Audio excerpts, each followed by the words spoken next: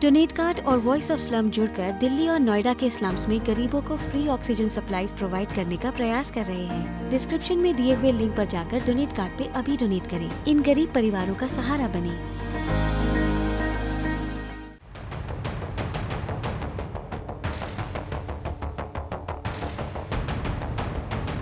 चीन के एक ब्लॉगर को जिनपिंग सरकार ने जेल में डाल दिया है। ऐसे में खबर सनसनी की तरफ फैल रही है कि आखिर क्यों चीन ने एक ब्लॉगर को जेल में डाल दिया और आखिरकार उस ब्लॉगर ने ऐसा क्या किया था। दरअसल जिस ब्लॉगर को जेल में डाला गया है वो चीन में काफी चर्चित ब्लॉगर है। नाम है क्यू जिमिंग और इन्हें चीनी सरकार ने 8 महीने के लिए जेल की सजा सुनाई है।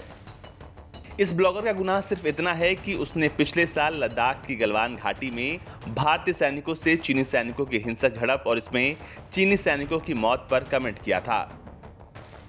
जानकारी के लिए आपको बता दें कि चीन में जिमिंग एक इंटरनेट सेलिब्रिटी के तौर पर जाने जाते हैं, जिनके करीब 25 लाख फॉलोअर्स हैं।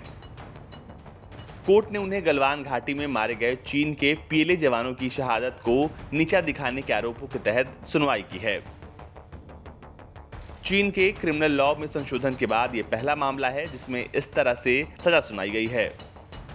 एएनआई ने चीनी सरकार के मुखपत्र ग्लोबल टाइम्स का हवाला देते हुए कहा है कि जिमिंग को ऑनलाइन में लागजिजी आओई के तौर पर भी जाना जाता है। कोर्ट ने उन्हें 10 दिनों के अंदर नेशनल मीडिया और देश के बड़े इंटरनेट पोर्टल पर इसके लिए सार्वजनिक तौर पर माफी मांगने का भी आदेश दिया है। यह आदेश पूर्वी चीन के जियांगसू प्रांत के कोर्ट ने दिया है। सुनवाई के दौरान कोर्ट ने माना कि जिमिंग ने अपने आरोपों को सहजता से स्वीकार किया।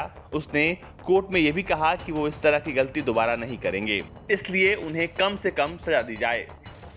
ग्लोबल टाइम्स के मुताबिक 1 मार्च को जिमिंग ने चीन की स्टेट ब्रॉडकास्टर सीसीटीवी पर सार्वजनिक तौर पर माफी मांगी थी। इस दौरान उसने कहा था कि वो अपने किए पर काफी शर्मिंदा है, इसके लिए वो माफी मांग रहे हैं।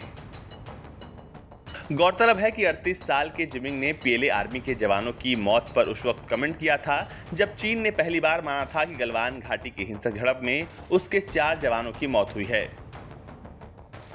इकोनॉमिक ऑब्जर्वर के पूर्व पत्रकार ने इस दौरान अपने 2 पोस्ट भी डाले थे जिसमें कहा गया था कि इस झड़प में कमांडर इसीलिए बच गया क्योंकि वो सबसे ऊंचे पद वाला व्यक्ति था। उसने सरकार पर यह भी आरोप लगाया था कि इस झड़प में अधिक जवान मारे गए हैं, लेकिन सरकार उनके बारे में सच छिपा रही है। आपको बता दें कि फरवरी में रूस की एजेंसी तास ने जानकारी दी थी कि इस झड़प में चीन के करीब 45 जवानों की मौत हुई है। फरवरी में ही शिन्हुआ एजेंसी ने जिमिंग पर जवानों की शहादत का मजाक उड़ाने का आरोप लगाया था। एजेंसी का यह भी आरोप था कि जिमिंग ने देश की जनता की भावनाओं को आहत करने का काम किया है। ब्यूरो रिपोर्ट, भारत तक।